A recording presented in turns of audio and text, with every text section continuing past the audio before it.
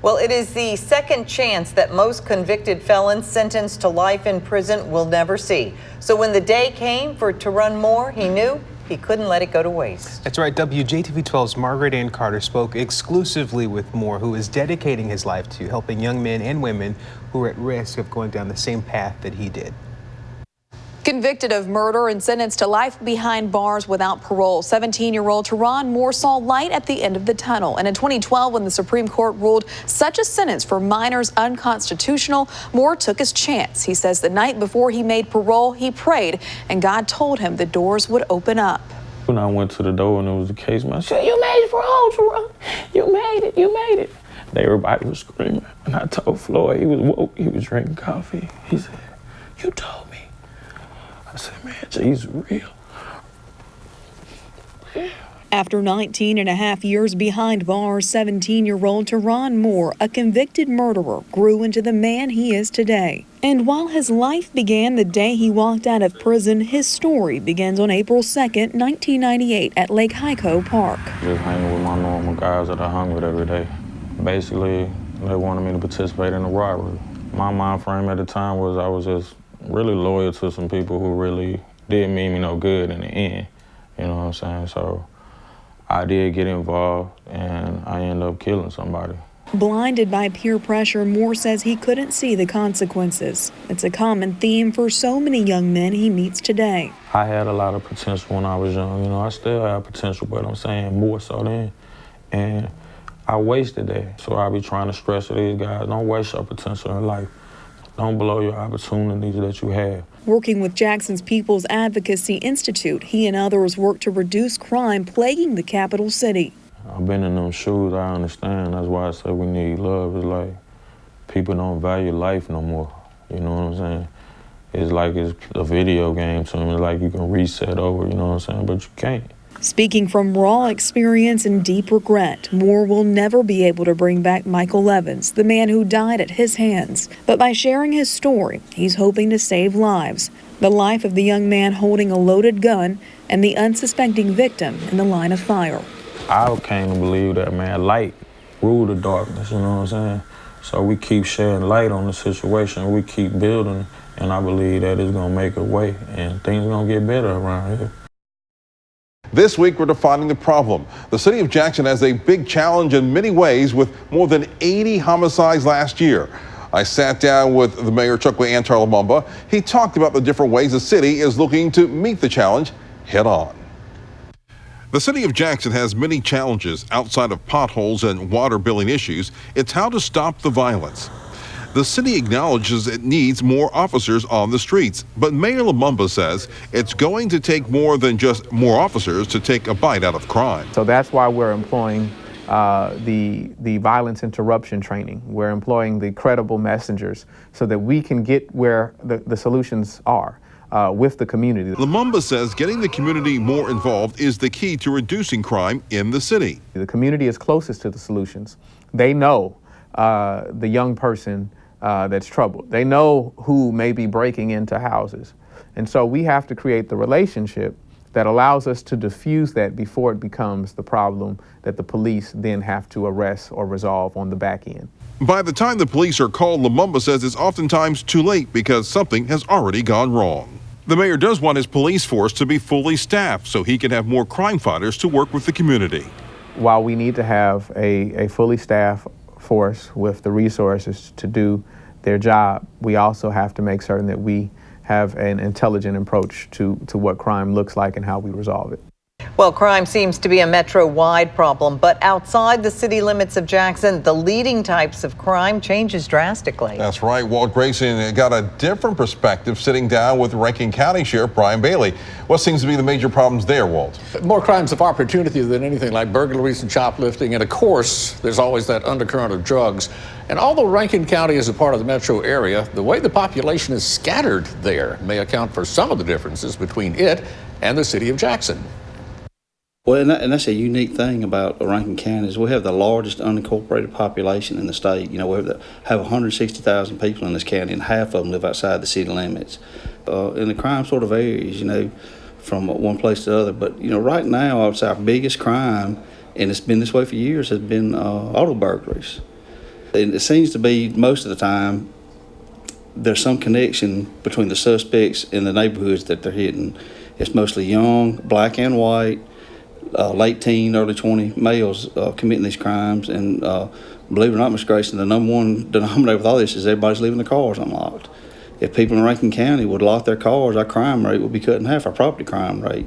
We don't have a lot of murders, rapes, and robberies. We don't have a lot of violent crime, but people here don't want their stuff stolen. And what I try to tell everybody is, you know, Rankin County is probably one of the safest places to live in the state of Mississippi, but it's not Mayberry.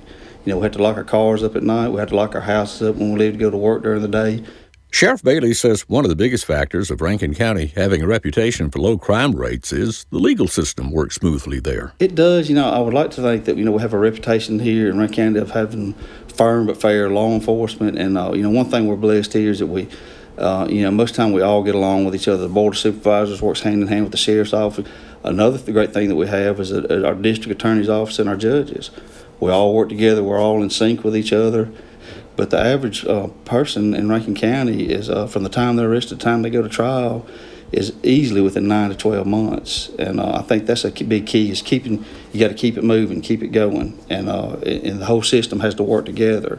And I'm not trying to bash anybody or say anything bad about anything, but I think that's one problem with Hinds County is there's maybe they don't have the cooperation that we have over here. As we continue with our series featuring solutions to crime, we go to the Ferris Street area where theory has been put into practice with positive results. Walt Grayson joins us with a story about a neighborhood revitalization led by one of Jackson's historic churches. Walt, what'd you find? Well, it's kind of interesting. Dr. Elaine Hayes Anthony and I took a tour of Helm Place. That's a neighborhood that's been developed around the historic Mount Helm Baptist Church. Now, having an impact on crime wasn't one of the main objectives in the development, but Pastor C.J. Rhodes told us it's one of the pleasant byproducts. Today, this is a neat, tidy neighborhood with children and families. 20 years ago, on these lots were houses that looked about like this one, still historically protected, although there isn't much history left to protect. Dr. Anthony asked Mount Helm Baptist pastor C.J. Rhodes what happened. So I got here in 2010, but for about 10 or 15 years before I got here, the church had been buying up the property around because there was a lot of dilapidation, a lot of crime and prostitution that happened around the church. So they bought it up and cleared it off and just held it in trust for a very long time. We had hopes of transforming this community, providing some kind of housing, and so we had an opportunity to work with the city of Jackson, state of Mississippi, to reimagine what this neighborhood could look like, and that brainchild was Helm Place, which is an 88 townhome community that's built around existing homes. So no one was pushed out, but those areas that were vacant have now become 2 to 3 story homes that house people from across the city of Jackson who, prior to moving here, had mostly lived in rental properties. Tell us how you correlate and how has this property positively affected the crime element surrounding the church? One of the biggest things we noticed is that wherever there's blight and dilapidation, there's a sense of hopelessness, and one can think that a community can be taken advantage of. Once the properties were bought up and cleared off and then ultimately homes built there, you had a little bit of a spike of crime because then all these new people come in and they become targets. The biggest thing is that you give a sense of hope and dignity to the persons living in the homes. They have a sense of pride in the neighborhood. They want to make sure that it's protected. And when you recognize that there is a stronger, securer neighborhood, it becomes less prone to be attacked by other forces. Is this a model, you think, that could be implemented in other areas, not only of Jackson, but really just any city? Absolutely. We have all kinds of folk who reach out to us saying, how can we do this in South Jackson? How can we do this in Northeast Jackson? How can we do this in rural Mississippi? And so we look forward to just sharing the playbook with people to say, here are the do's, here are the don'ts, here's the headache, here's the hope. And we look forward to helping lead the way in making something like this happen throughout the state and the nation. I think Pastor Rhodes and the congregation decided years ago that they didn't want to have to move the church to be great, that they decided that they could be great right where they are. And evidently, the neighborhood is becoming great right along with them. I remember when they were doing all this, but I had not seen it in a long time. But it looks great. Oh, it's it wonderful. looks just very established. Yeah, and interesting to me, Pastor Rhodes said that one of the deacons for years said that he'd been praying, God do something with this neighborhood. Little did he know that God was going to be using him and his church to do exactly that. Oh, so great they story. became the answer to their own prayer. Oh, wonderful.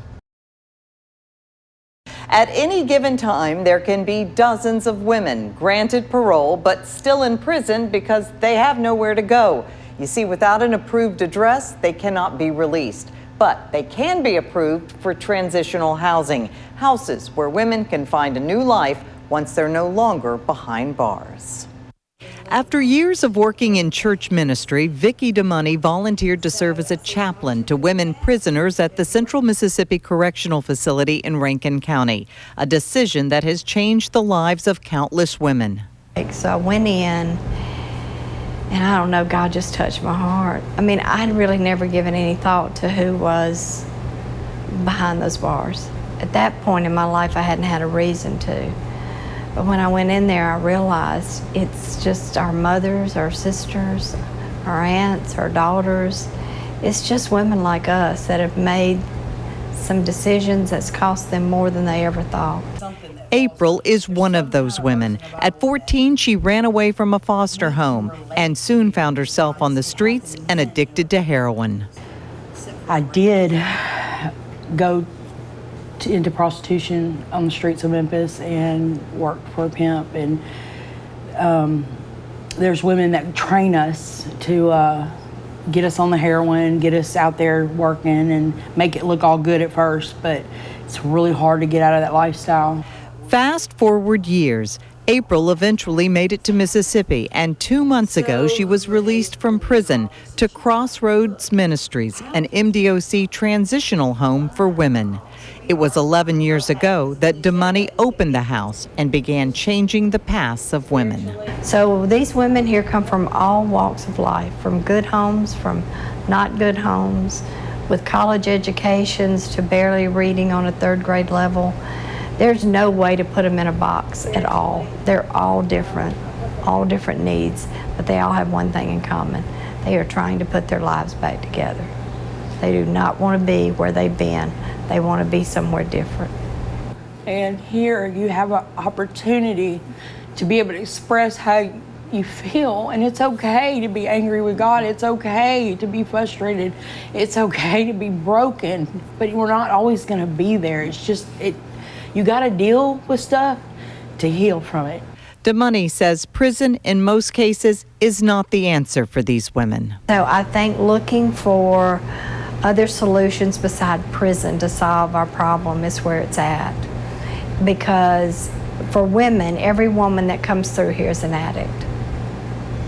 I might have 1 out of 100 that's not. It is addiction that's killing our country. Well, if they would quit throwing them in prison, thinking that's a solution, there's more drugs in the prison than there is on the street.